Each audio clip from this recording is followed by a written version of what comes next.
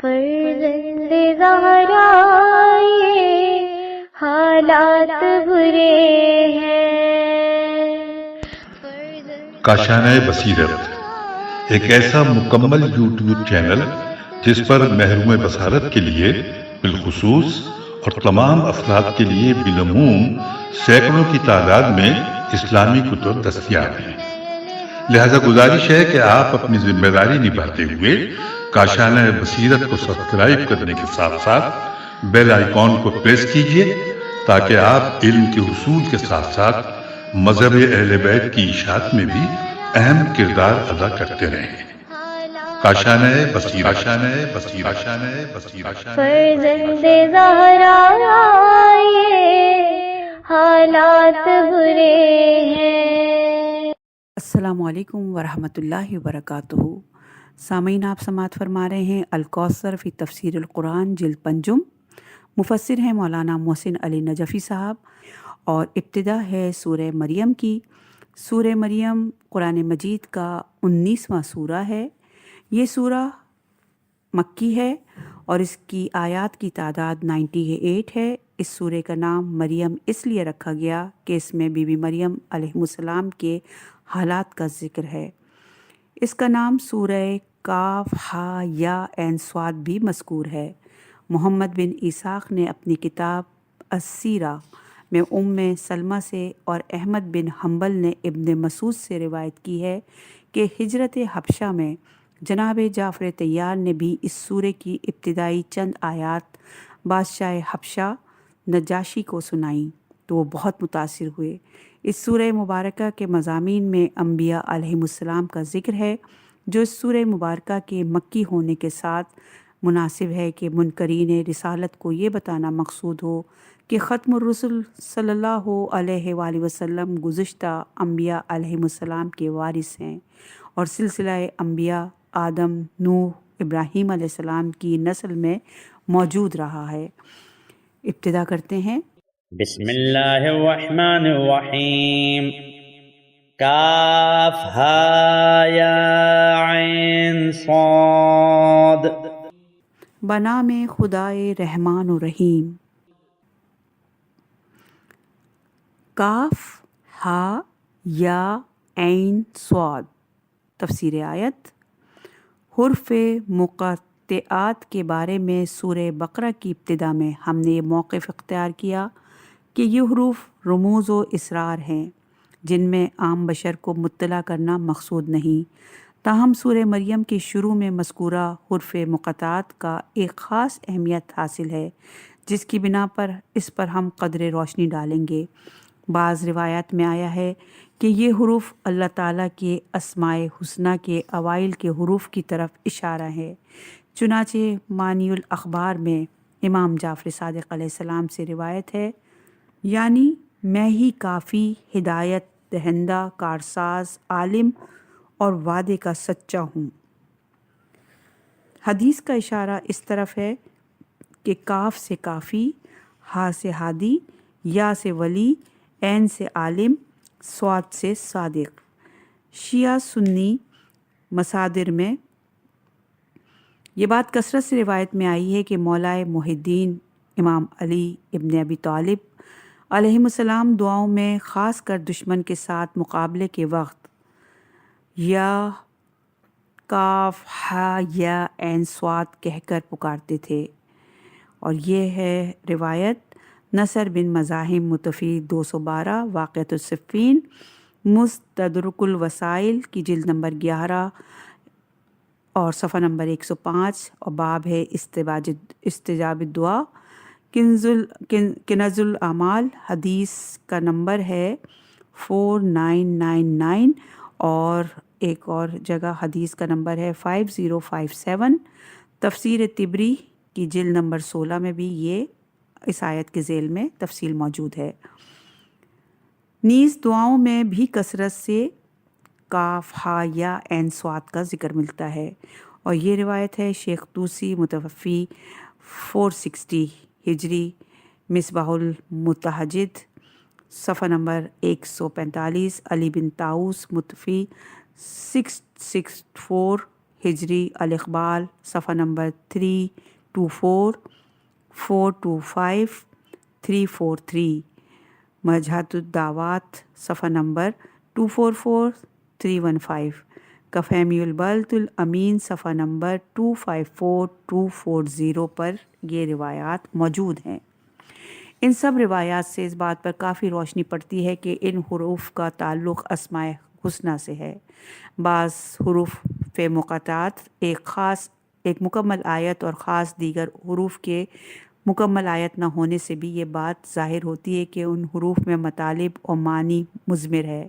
مثلاً الف لام میم ایک آیت ہے، جبکہ الف لام میم را ایک آیت نہیں ہے۔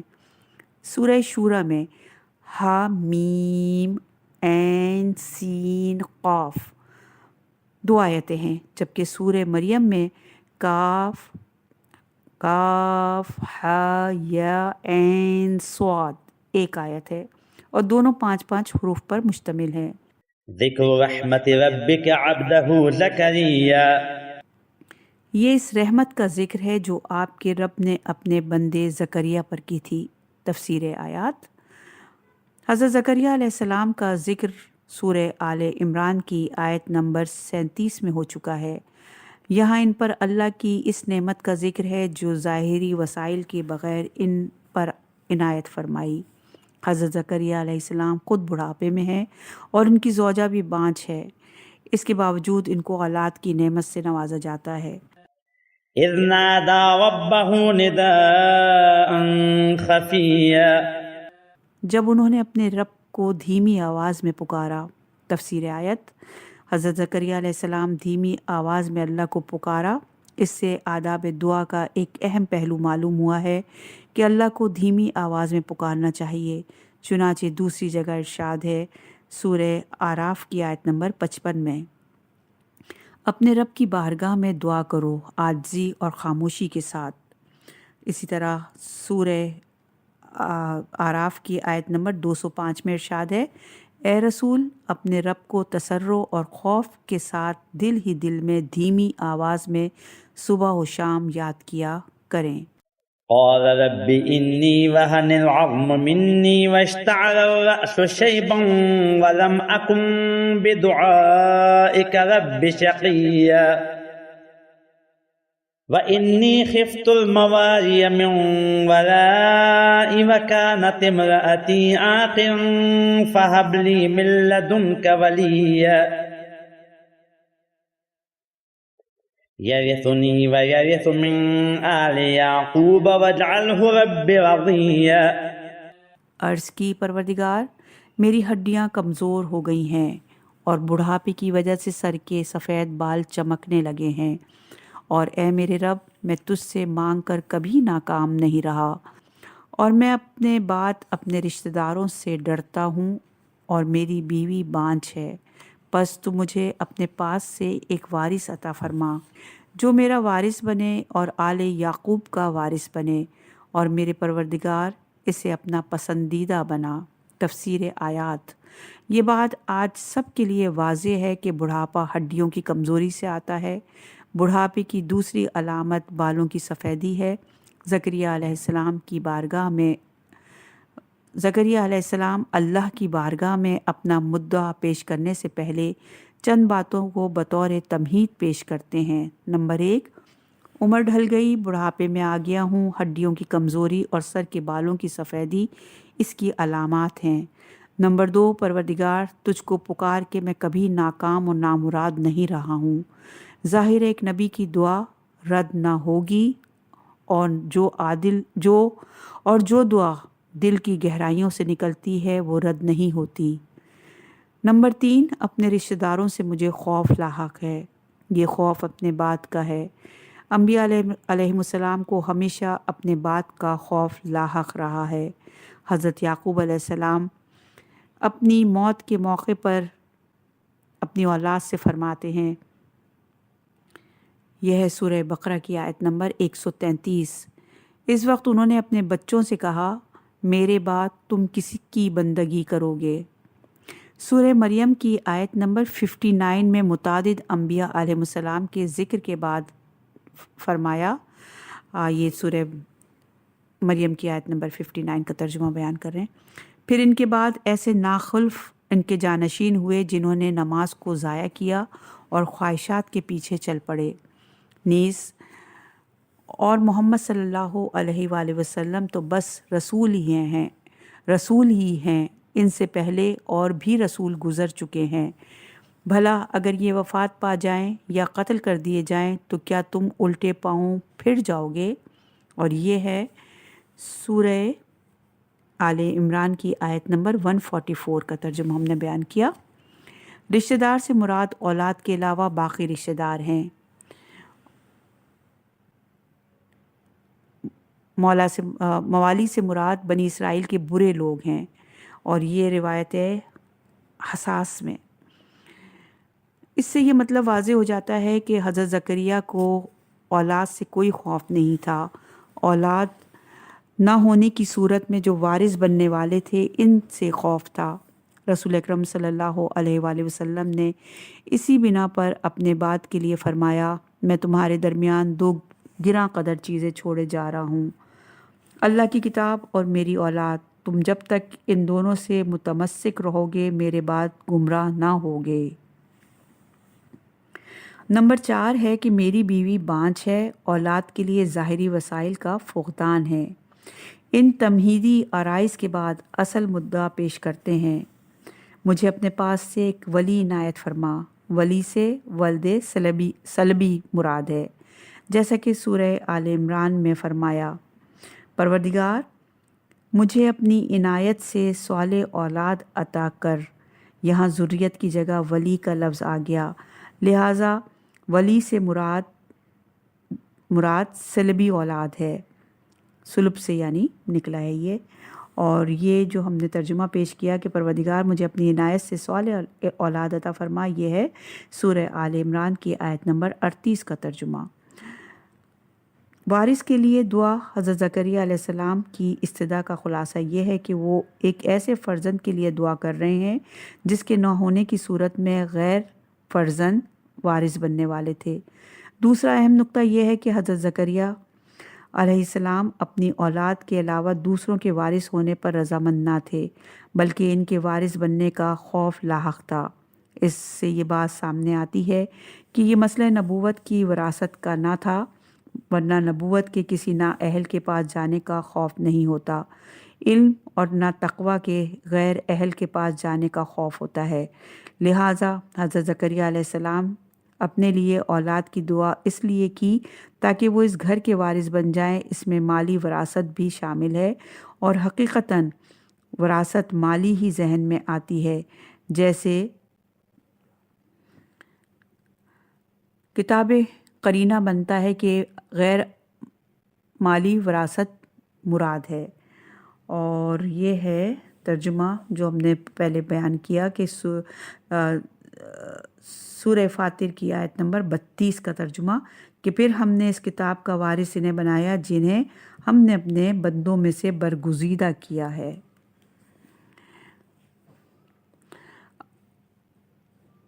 عبدالرزاق قتادہ حسن سے روایت کرتے ہیں کہ رسول اکرم صلی اللہ علیہ وآلہ وسلم نے فرمایا، اللہ کی رحمت ہو میرے بھائی زکریا پر، جنہوں نے اپنے مال کی وراثت کے بارے میں جب کہا۔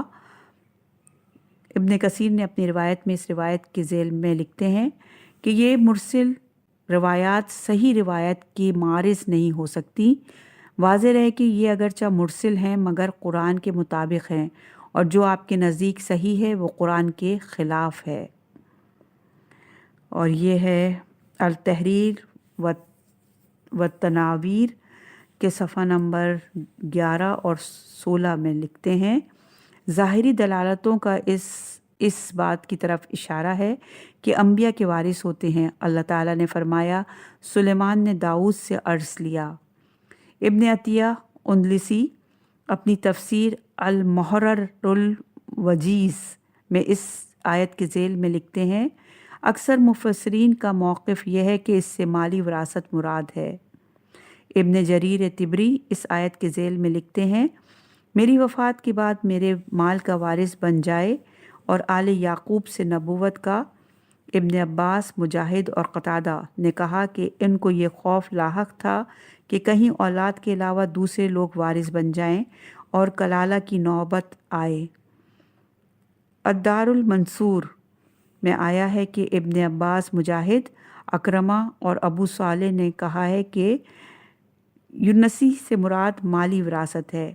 اعتراض کیا جاتا ہے کہ یہ کہنا کہ انبیاء کے لیے شایانہ شان نہیں کہ وہ مالی وراثت کے لیے اس قدر اہمیت کے قائل ہو جائیں۔ جواب یہ ہے کہ اس میں کوئی قباحت نہیں کہ اللہ کے نیک بندوں کے پاس گھر، مال و دولت ہو اور اس گھر کو صحیح مصرف میں خرچ کرنے کے لیے صالح اولاد کی تمنا کریں۔ چنانچہ حضرت زکریا علیہ السلام کے بارے میں یہ بات ثابت ہے کہ آپ ہیکل بیت المقدس کے مسئول تھے اور آپ کی زوجہ حضرت سلیمان کے خاندان کی ایک فرد تھیں، تو عین ممکن ہے کہ اس خاندان کے پاس تحائف و نذرات اور وراثت کے ذریعے ایک معتدبہ دولت موجود ہو، اور حضرت زکریا علیہ السلام اس دولت کے ذریعے انسانی خدمات انجام دے رہے ہوں اور اپنے بعد کے لیے غیر صالح مالی وارثوں سے خائف ہوں۔ اس سلسلے میں امام شمس الدین سرخسی کا استنباط قابل توجہ ہے۔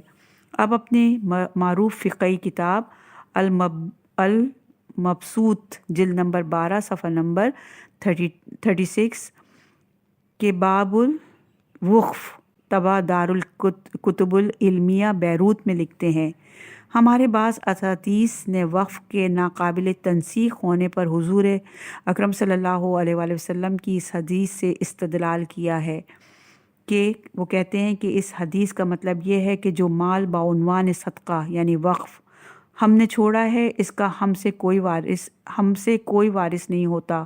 اس کا یہ مطلب نہیں کہ انبیاء علیہ السلام کے اموال کے وارث نہیں ہوتے، جبکہ اللہ تعالیٰ نے فرمایا ہے کہ پس ممکن نہیں کہ رسول اکرم صلی اللہ علیہ وآلہ وسلم قرآن کے خلاف بات کریں۔ حدیث کی اس توجہ سے معلوم ہوا کہ انبیاء علیہ السلام کی طرف سے وقف کا ناقابل تنسیخ ہونا ایک خصوصی بات ہے، کیونکہ انبیاء کے وعدے دوسرے لوگوں کے معاہدے کی طرح ہیں۔ چنانچہ بی بی فاطمۃ الزہرا سلام اللہ علیہا نے اس آیت سے فدق کی وراثت پر استدلال فرمایا۔ تفصیل کے لیے ملاحظہ ہو سورہ نمل کی آیت نمبر 16 میں، اور خطبہ فدق کا ہمارا ترجمہ، یہ مؤلف لکھتے ہیں کہ وہ ترجمہ پڑھیں۔ واضح رہے کہ وقف کا لفظ جدید اصطلاح ہے۔ حضور اکرم صلی اللہ علیہ وآلہ وسلم کے زمانے میں لفظ وقف کی جگہ صدقہ لفظ استعمال ہوتا تھا۔ چنانچہ احادیث اور تاریخ میں صدقات رسول اکرم صلی اللہ علیہ وآلہ وسلم کے الفاظ بہت ملتے ہیں۔ اہم نکات: نمبر 1، قدرت الہی پر خالص عقیدہ رکھنے والے ظاہری علل و اسباب پر انحصار نہیں کرتے۔ نمبر 2، اولاد صالح کے لیے دعا کرنا انبیاء علیہ السلام کی سیرت ہے۔ نمبر 3، انبیاء علیہ السلام اپنے بعد کے لیے ہمیشہ فکر مند رہتے ہیں۔ یا زکریا انا نبشرک بغلام اسمہ یحییٰ لم نجعل لہ من قبل سمیا۔ جواب ملا، اے زکریا، ہم آپ کو ایک لڑکے کی بشارت دیتے ہیں جس کا نام یحییٰ ہے، اس سے پہلے ہم نے کسی کو اس کا ہم نام نہیں بنایا۔ تفسیر آیات: انجیل لوقا 5:7 اور 6:2 صفحات ہی ہوں گے میرے خیال سے، میں حضرت یحییٰ علیہ السلام کی ولادت کی تفصیل موجود ہے۔ انجیل میں ان کا نام یوحنا تھا۔ آپ کو بچپنے میں الہی منصب عطا ہوا اور آپ نے ازواجی زندگی اختیار نہیں کی۔ حضرت عیسیٰ علیہ السلام کی خالہ کے بیٹے تھے۔ حضرت عیسیٰ علیہ السلام کی نبوت پر آپ ایمان لے آئے۔ فرقہ صابہ آپ کے پیروکار ہیں۔ آپ صاحب کتاب نہ تھے۔ حضرت عیسیٰ علیہ السلام کے مابعوث ہونے سے پہلے آپ شریعت موسیٰ پر قائم تھے۔ حضرت عیسیٰ علیہ السلام کی نبوت پر ایمان لانے کے بعد آپ شریعت عیسوی کے تابع تھے۔ تاہم فرقہ صابہ نے آپ علیہ السلام کی اتباع کی بنیاد پر ایک مذہب بنا لیا ہے۔ فرقہ صابہ کے پیروکار آج کل عراق کے بعض علاقوں میں پائے جاتے ہیں۔ قال رب أنى يكون لي غلام وكانت امرأتي عاقرا وقد بلغت من الكبر عتيا. عرض کی پروردگار میرے ہاں بیٹا کس طرح ہوگا جبکہ میری بیوی بانجھ ہے اور میں بھی بڑھاپے کی انتہا کو پہنچ چکا ہوں. تفسیر آیات. بڑھاپے کی وجہ سے طاقت تولید ختم ہونے اور بیوی کے بانجھ ہونے کی صورت میں بھی اولاد کی خوشخبری باعث تعجب ہے اور اس جملے میں اسی تعجب کا اظہار ہے، ورنہ خود حضرت زکریا علیہ السلام نے ان دونوں باتوں کا اپنی دعا سے پہلے ذکر کیا ہے. یہ ممکن ہے کہ ایمان کے باوجود برائے اطمینان یہ سوال اٹھایا ہو. اہم نکات. مزید اطمینان کا مطالبہ ایمان کے منافی نہیں ہے. قال كذلك قال ربك هو علي هين وقد خلقتك من قبل ولم تك شيئا. فرمایا اسی طرح ہوگا آپ کے پروردگار کا ارشاد ہے، یہ تو میرے لیے آسان ہے، چنانچہ اس سے پہلے خود آپ کو بھی تو میں نے پیدا کیا جبکہ آپ کوئی چیز نہ تھے. تفسیر آیات. بوڑھے باپ اور بانجھ عورت سے اولاد پیدا کرنا اللہ کا تخلیقی عمل ہے اور اللہ کا تخلیقی عمل ایک ارادے پر موقوف ہے، لہٰذا اللہ کے لیے کوئی کام مشکل اور آسان نہیں ہوتا، سب کام یکساں ہوتا ہے. قال رب اجعل لي آية قال آيتك ألا تكلم الناس 3 ليال سويا. کہا اے پروردگار میرے لیے کوئی نشانی مقرر فرما. فرمایا آپ کی نشانی یہ ہے کہ آپ تندرست ہوتے ہوئے بھی کامل یعنی 3 راتوں تک لوگوں سے بات نہ کر سکیں گے. تفسیر آیات. ایسا معلوم ہوتا ہے کہ حضرت زکریا علیہ السلام کو اس بات کا بھی اطمینان کامل درکار تھا کہ اولاد کی خوشخبری واقعاً اللہ کی طرف سے ہے، کوئی خیالی یا شیطانی وہمہ تو نہیں ہے. اس لیے ایک ایسی نشانی کی درخواست کی جس سے یقین آ جائے کہ یہ خوشخبری اللہ کی طرف سے ہے. واضح رہے کہ انبیاء علیہ السلام پر وحی کا نزول ان کے درجات کے مطابق ہوتا ہے.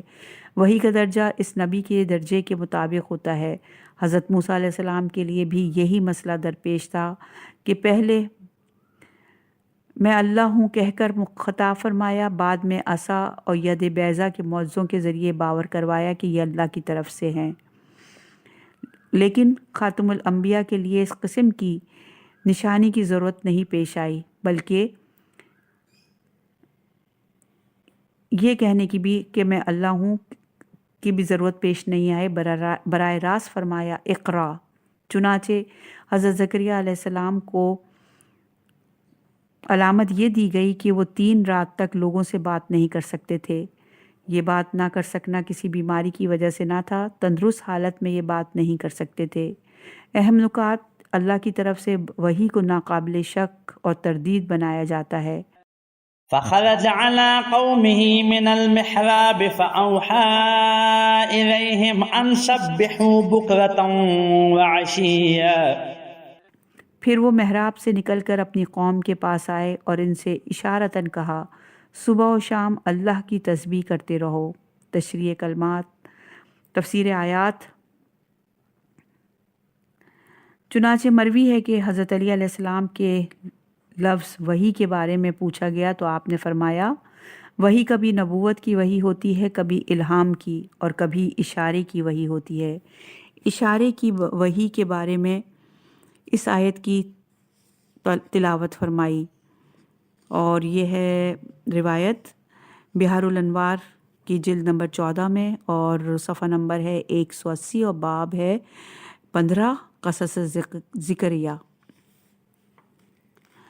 حضرت زکریا علیہ السلام نے جب اللہ کی طرف سے اولاد کی خوشخبری اور اس پر نشانی حاصل کر لی، اس کے بعد محراب عبادت سے نکل کر لوگوں کے سامنے آئے تو بول تو نہیں سکتے تھے، اس لیے لوگوں کو اشارے میں ذکر اور عبادت کی تلقین کیا کرتے تھے. یا یحییٰ خذ الکتاب بقوة وآتیناہ الحکم صبیا وحنانا من لدنا وزکاة وکان تقیا وبرا بوالدیہ ولم یکن جبارا عصیا. اے یحییٰ کتاب خدا کو محکم تھام لو، اور ہم نے انہیں بچپن ہی سے حکمت عطا کی تھی اور اپنے ہاں سے مہر و پاکیزگی دی تھی، اور وہ پرہیزگار تھے، اور وہ اپنے والدین کے ساتھ نیکی کرنے والے تھے اور سرکش اور نافرمان نہیں تھے۔ تفسیر آیات۔ کتاب کو محکم تھام لو۔ حضرت یحییٰ صاحب شریعت نبی نہ تھے، لہٰذا یہاں کتاب سے مراد توریت ہے، چنانچہ اس زمانے میں یہ شریعت نافذ تھی، وہ توریت کی شریعت تھی۔ بچپن میں حکمت، ہم نے اسے یحییٰ کو بچپن میں حکمت عنایت کی۔ حکمت سے مراد نبوت ہو سکتی ہے، فخر الدین رازی نے یہ بیان کیا ہے۔ قتادہ کہتے ہیں کہ حضرت یحییٰ علیہ السلام کو 2 یا 3 سال کی عمر میں حکمت ملی۔ مقاتل کہتے ہیں 2 سال میں ملی۔ فقیہ جلیل ابن عربی مالکی نے لکھا ہے کہ حکم کے یہاں 3 معنی ہو سکتے ہیں، ایک وحی، دوسرے نبوت، تیسرے اس کی معرفت اور اس پر عمل۔ یہ تینوں معنی درست ہو سکتے ہیں۔ کم سنی میں نزول وحی، مکاشفہ ملائکہ جائز ہے۔ احکام القرآن کی روایت میں یہ روایت آئی ہے۔ تھانوی نے فرمایا کہ یہ اصل اور دلیل ہے کہ اس قول کی جو اکثر لوگوں کی زبان پر جاری رہتا ہے کہ فلاں شخص مادرزاد ولی ہے، اور یہ روایت ہے تفسیر القرآن دربار بادی صفحہ نمبر 625 پر۔ اس بات سے اس اعتراض میں کوئی وزن نہیں رہتا کہ بعض ائمہ اہل بیت کم سنی میں امامت کے منصب پر فائز ہو گئے، چونکہ بچپن میں نزول وحی، مکاشفہ ملائکہ اور اللہ کی طرف سے معاملات میں فیصلہ دینے کا اختیار ہو سکتا ہے، تو لڑکپن میں اگر الہی منصب مل جائے تو جائے سوال نہیں ہے۔ دوسرے لفظوں میں اگر بچپن میں نبوت کے درجے پر فائز ہونا ممکن ہے تو لڑکپن میں امامت کے منصب پر فائز ہونا بھی ممکن ہے۔ چنانچہ تفسیر قرطبی میں اسی آیت کے ذیل میں آیا ہے کہ قتادہ کے مطابق حضرت یحییٰ علیہ السلام کو 2 یا 3 سال میں حکمت عطا ہوئی۔ مقاتل کہتے ہیں 3 سال میں عطا ہوئی۔ اللہ کی طرف سے ان کے دل میں شفقت اور رحم کا ایک جذبہ موجزن تھا، جس کے تحت وہ اپنی امت پر مہربان تھے اور ان کی نجات کے لیے بےتاب رہتے تھے۔ والدین کے ساتھ نیکی کرنا ایک ایسی اچھی خصلت ہے جو بڑے بڑے صاحب فضائل انبیاء کے لیے بھی ممتاز فضیلت ہے۔ وسلام علیہ یوم ولد ویوم یموت ویوم یبعث حیا۔ اور سلام ہو ان پر جس دن وہ پیدا ہوئے اور جس دن انہوں نے وفات پائی اور جس دن انہیں زندہ کر کے اٹھایا جائے گا۔ تفسیر آیات۔ انسان کی سیر ارتقاء خاک سے ہے، پھر عالم نباتات میں داخل ہوتا ہے، پھر عالم حیوانات یعنی جراثیم میں، پھر عالم جنین میں، پھر عالم دنیا میں، پھر عالم برزخ میں، اور پھر عالم قیامت میں داخل ہوتا ہے۔ ان عوالم میں سے 3 عالم شعور کے ہیں، عالم دنیا، عالم برزخ اور عالم قیامت۔ ان میں سے ہر ایک میں داخل ہونے کا مطلب یہ ہے کہ وہ ایک نئے عالم میں قدم رکھ رہا ہے جس کا رہن سہن پچھلے عالم سے مختلف ہے۔ چنانچہ عالم جنین سے عالم دنیا میں قدم رکھتے ہی زندگی کے طور طریقے، قوانین زیست بدل جاتے ہیں۔ یہاں آ کر یہ انسان اپنی ہر حرکت و جنبش کا جواب دہ اور ذمہ دار ہے، اور ساتھ کڑی آزمائش کے سخت ترین مراحل بھی طے کرنا ہے۔ سب سے اہم یہ کہ آنے والے عوالم کی تقدیر بھی اسی عالم میں رقم کرنا ہے۔ اس لیے اس عالم میں قدم رکھنے کا دن اس انسان کے لیے اہم ترین دن ہے۔ سلام ہو ان پر جس دن وہ پیدا ہوئے، نہایت اہمیت کا حامل سلام ہے۔ اس پرآشوب اور پرخطر زندگی کے خاتمے کے بعد جب موت آتی ہے تو عالم برزخ میں قدم رکھنے والا دن بھی نہایت اہمیت کا حامل ہے، جہاں اس فصل سے فائدہ اٹھانا ہے جو عالم دنیا میں بوئی ہے۔ عالم برزخ میں کسی چارہ سازی کے لیے گنجائش نہیں ہے۔ اس روز کی سلامتی بھی نہایت اہمیت کی حامل ہے۔ سلام ہو ان پر جب انہوں نے وفات پائی۔ حضرت یحییٰ علیہ السلام کو ان کے زمانے کے یہودی فرمانروا ہیرود نے قتل کیا۔ واقعہ اس طرح بیان کیا جاتا ہے کہ ہیرود اپنے بھائی کی بیوی پر فرفتہ ہو گیا تھا اور حضرت یحییٰ علیہ السلام پر ہیرود کی ملامت کرتے تھے۔ حضرت یحییٰ علیہ السلام ہیرود پر ملامت کرتے تھے۔ اس پر ہیرود نے انہیں گرفتار کیا۔ بعد میں اس عورت کی خواہش پر حضرت یحییٰ کا سر قلم کر کے ایک تھال میں رکھ کر اس کی نظر کیا۔ امام حسین علیہ السلام کا سر مبارک بھی تھال میں رکھ کر یزید کو پیش کرنا تھا۔ اس شباہت کی بنا پر حضرت امام حسین علیہ السلام حضرت یحییٰ کو یاد فرما کر فرمایا کرتے تھے، اللہ کے نزدیک اس دنیا کی حقارت کی ایک مثال یحییٰ کا سر ہے جو بنی اسرائیل کی ایک بد چلن کے لیے تحفتاً پیش کیا گیا۔ عالم اور یہ ہے روایت ارشاد الشیخ المفید کی جلد نمبر 2 اور صفحہ نمبر ہے 132، اور بہار کی جلد نمبر 44 صفحہ نمبر 364 پر یہ روایت موجود ہے۔ عالم قیامت کی ہولناکی کا کیا ذکر، جس میں بچے بوڑھے ہو جائیں گے اور جسے فضائے اکبر کہتے ہیں۔ اس عالم نفسا نفسی میں قدم رکھتے ہوئے کسی کو سلامتی کی نوید ملے تو اس سے بہتر اور کوئی چیز نہیں ہو سکتی۔ سلام ان پر جس دن انہیں زندہ کر کے اٹھایا جائے گا۔ اہم نکات: نمبر 1، الہی منصب کے لیے سن اور سال کی قید نہیں ہوتی۔ نمبر 2، نبی اپنی امت پر مہربان ہوتے ہیں۔ نمبر 3، والدین کے ساتھ نیکی ایک نبی کے لیے قابل ذکر فضیلت ہے۔ نمبر 4، 3 دن انسان کے لیے اہم ترین ہے، پیدائش، موت اور قیامت کا دن۔ واذکر فی الکتاب مریم اذ انتبذت من اہلها مکانا شرقیا۔ اور اے رسول، اس کتاب میں مریم کا ذکر کیجیے جب وہ اپنے گھر والوں سے الگ ہو کر مشرق کی جانب گئی تھیں۔ تفسیر آیت: الکتاب سے مراد قرآن ہے۔ مریم کا ذکر قرآن میں ثبت کرنے کا حکم ہے۔ اس حکم کا خصوصی طور پر ذکر کرنا اس بات کی طرف اشارہ ہو سکتا ہے کہ بی بی مریم علیہ السلام کے ذکر کو تاریخ ادیان میں بنیادی حیثیت حاصل ہے۔ مشرق کی جانب سے مراد بیت المقدس کا مشرقی حصہ ہو سکتا ہے۔ اس مشرقی حصے کے ذکر میں کیا فلسفہ ہے؟ ابن عباس کی ایک روایت کا کہنا ہے کہ نصارہ نے اسی لیے مشرق کو اپنا قبلہ بنایا ہے کہ یہ حضرت عیسیٰ علیہ السلام کی جائے ولادت ہے۔ طبری کے مطابق اس زمانے کے لوگ مشرقی جانب کے تقدس کے قائل تھے۔ فاتخذت من دونهم حجابا فأرسلنا إليها روحنا فتمثل لها بشرا سويا۔ پھر انہوں نے ان سے پردہ اختیار کیا تھا، پس ہم نے ان کی طرف اپنا فرشتہ بھیجا، پس وہ ان کے سامنے مکمل انسان کی شکل میں ظاہر ہوا۔ تفسیر آیت: اس سے معلوم ہوتا ہے کہ گھر والوں سے الگ پردے میں گئیں۔ فرشتہ جبرائیل، قرآن مجید نے متعدد جگہوں پر جبرائیل کو روح اور روح الامین کہا ہے۔ جبرائیل بی بی مریم علیہ السلام کے سامنے بشر کی شکل میں نمودار ہوئے۔ بشر کی شکل سے مراد یہ ہے کہ خود بشر نہ تھے، بشر کی شکل میں تھے۔ مکمل انسان جس سے انسانی شکل کی تمام خصوصیات موجود تھیں، اسی لیے بی بی مریم کو اس کے انسان ہونے پر شک نہیں گزرا۔ بی بی مریم جبرائیل کو ان کی اپنی شکل میں دیکھنے کی متحمل نہیں ہو سکتی تھی، لہٰذا ان کا ایک مانوس انسانی شکل میں نمودار ہونا ضروری تھا۔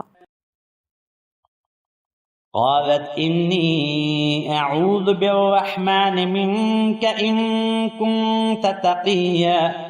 مریم نے کہا، اگر تو پرہیزگار ہے تو میں تجھ سے رحمان کی پناہ مانگتی ہوں۔ تفسیر آیت: ایک باعصمت پناہ خاتون جب ایک اجنبی مرد کو اپنی خلوت میں آتے دیکھتی ہے تو گھبرا کر یہی کہے گی، تجھے اللہ کا واسطہ یہاں سے دور ہو جا۔ بی بی مریم علیہ السلام نے بھی یہی فرمایا، اگر تو خدا ترس ہے تو میں تجھ سے خدا کی پناہ مانگتی ہوں۔